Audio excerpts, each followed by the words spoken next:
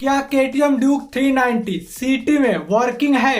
अगर रोज 10 से 15 किलोमीटर चलाना है तो वर्किंग है। 390 का सबसे बड़ा ताकत क्या है? उसका एक्सीलरेशन और ब्रेकिंग कॉन्फिडेंस। क्या 390 को जब हम लोग पहली बार चलाते हैं तो डर लगता है कि नहीं? तो देखो, अगर आप केटीएम ड्यूक 390 को पहली बार चलाओगे तो आपको डर लगेगा, क्योंकि इसका जो पावर है, जो पिकअप है, वो आपको पहली बार तो डरा देगा। बट टाइम के साथ आप इस बाइक को चलाओगे तो आपको मजा भी आने लगेगी। 390 का सस्पेंसर कैसा है? स्पोर्टी और स्मूथ रोड पे आपको प्रॉपर स्मूथ फील कराएगा एंड गड्ढों पे थोड़ा सा हार्ड। क्या 390 से रेसिंग वाली फील आती है? तो हाँ, आती है। जब आप गियर को शिफ्ट करोगे नेक्स्ट गियर पे तो आपको स्पोर्टी वाला डीएनए फील होने लगेगा। 390 लेने के बाद सबसे पहले क्या आपका बदलेगा? तुम्हारा राइडिंग स्टाइल। क्या 390 ध्यान खींचती है? जहां खड़ी होगी लोग मुड़कर देखेंगे। 390 की टॉर्क एवं पावर कैसी है? हाईवे पर खुलकर सांस लेती है यह बाइक। क्या 390 का माइलेज टेंशन देती है? अगर स्पीड पसंद है तो हाँ, आपको माइलेज का टेंशन तो होगा ही। केटीएम ड्यूक 390 को हर किसी के लिए क्यों नहीं माना जाता है? मतलब इस बाइक को हर कोई क्यों नहीं चला सकता? तो मेरी अकॉर्डिंग आप लोग पहले समझो, ये जो बाइक है केटीएम ड्यूक 390, यह समझदारी मांगती है। अगर आप खुद पे कंट्रोल नहीं करोगे तो यह बाइक आपको बहुत तेज पटकेगी। क्या 390 पर कंट्रोल सीखना मुश्किल है? नहीं, लेकिन लापरवाही नहीं चलेगी। 390 की सर्विसिंग को मिस करते हो तो पावर पर, परफॉर्मेंस पर, दोनों पे असर पड़ेगा एंड आपके जेब पर भी थोड़ा असर पड़ेगा। क्या 390 पर गर्लफ्रेंड कंफर्टेबल फील करती है? तो देखो, अगर आप छोटी राइड करते हो तो कंफर्टेबल तो होगा ही, लेकिन अगर आप लॉन्ग राइड करते हो तो आपको ब्रेक लेना पड़ेगा। 390 क्यों एक्सपीरियंस बाइक कहलाती है? क्योंकि ये बाइक सिखाती भी है और परखती भी है। क्या 390 इमोशन है? हाँ, ये बाइक एक बाइक और मशीन नहीं, एक फीलिंग है। 390 इतना खतरनाक क्यों कहा जाता है? क्योंकि इसका थ्रॉटल बहुत सेंसिटिव है, छोटी सी गलती भी बहुत बड़ी सीख देती है। क्या केटीएम ड्यूक 390 ऑफिस जाने के लिए एक बेस्ट बाइक हो सकती है? हाँ, हो सकती है, लेकिन भारी ट्रैफिक में यह जो बाइक है वो जल्दी हीट होगी एंड आपको थोड़ी थकावट भी फील करा सकती है। केटीएम ड्यूक 390 की असली पहचान क्या है? तेज acceleration, sharp look, aggressive riding feel, यही इसका पहचान है। क्या केटीएम ड्यूक 390 बिगिनर को डराती है?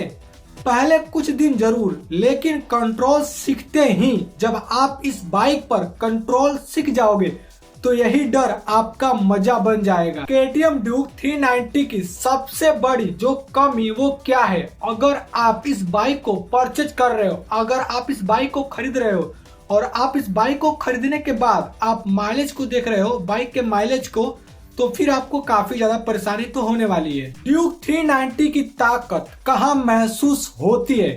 जब इस बाइक का आरपीएम 6000 के ऊपर जाता है तब यह बाइक अपना असली पावर दिखाती है। क्या ड्यूक 390 पर लंबी यात्रा आसान है?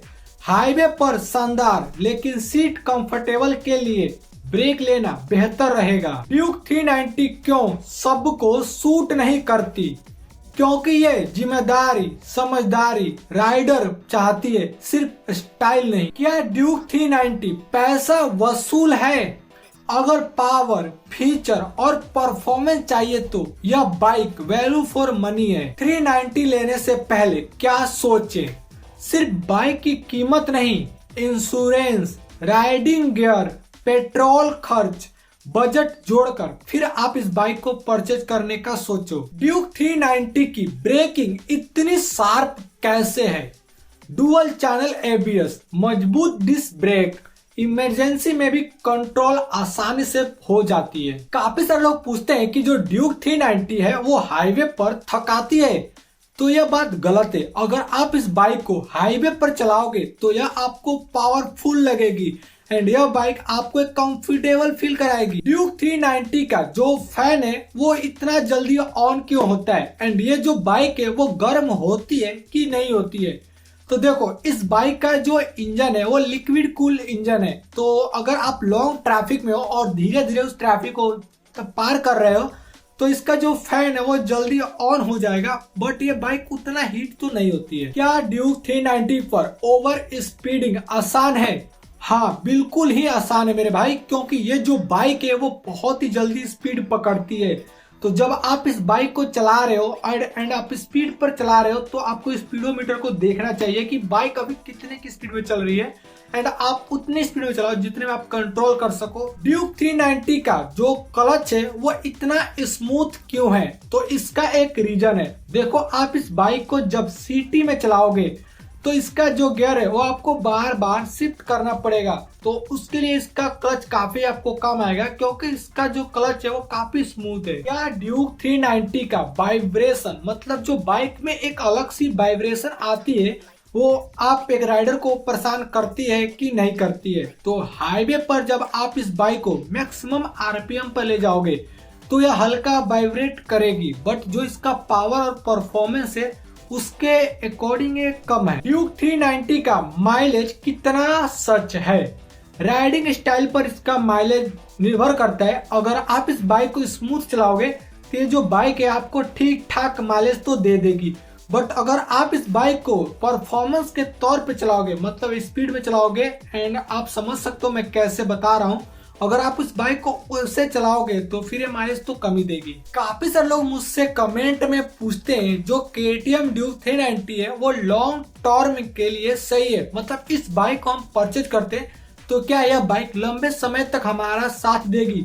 तो अगर आप इस बाइक का रेगुलर सर्विसिंग कराते हो, मतलब जब इस बाइक सर्विसिंग मांगे आपसे तो अब आप इस बाइक का सर्विसिंग कराते हो एंड आप इस बाइक का मेंटेनेंस सही रखते हो, तो यह बाइक आपको सालों साल तक आपका भरोसा दिलाएगी एंड आपका भरोसा जीत कर रखेगी। ड्यूक 390 का जो रोड प्रेजेंट है वो कैसा है? तो यह बाइक है वो काफी एग्रेसिव है, एग्रेसिव डिजाइन है एंड इसका जो साउंड है वो लोगों का ध्यान तुरंत अपनी ओर खींच लेता है। ड्यूक 390 लेने के बाद क्या बदलता है? राइडिंग एक्सपीरियंस अपग्रेड हो जाती है, हर राइड पहले से ज्यादा खास लगती है। यह ड्यूक 390 से ट्यूरिंग आसान है, सही सीट, सही setup, luggage, all India travel आप आराम से कर सकते हो। ड्यूक 390 का इंजन कितना पावरफुल है? हाई पावर आउटपुट, इसे अपने सेगमेंट का सबसे पावरफुल एंड तेज बाइक माना गया है। क्या ड्यूक 390 ओवर कॉन्फिडेंट देती है? तेज पिकअप के कारण हाँ, इसलिए हमेशा दिमाग ठंडा रख के जरूरी है। ड्यूक 390 का सस्पेंसर कैसा फील देता है? स्पोर्टी और सख्त सेटअप जो तेज राइडर में राइडिंग ज्यादा स्टेबल करता है। क्या ड्यूक 390 से रोज लॉन्ग राइड एंड ट्रैफिक में राइड संभव है? हाँ, संभव तो है, बट इसका जो माइलेज है वो आपको काफी परेशान करेगा और ये बाइक थोड़ी हीट भी होगी। ड्यूक 390 का गियर शिफ्ट कैसा है? स्मूथ और क्विक, जिससे स्पोर्टी राइडर को असली मजा आता है। तो काफी सारे लोग मुझसे कमेंट में एक क्वेश्चन पूछते हैं जो KTM ड्यूक 390 है उसका रीसेल वैल्यू कैसा है? रीसेल वैल्यू का मतलब होता है सेकंड हैंड प्राइस कैसा हमें मिलेगा।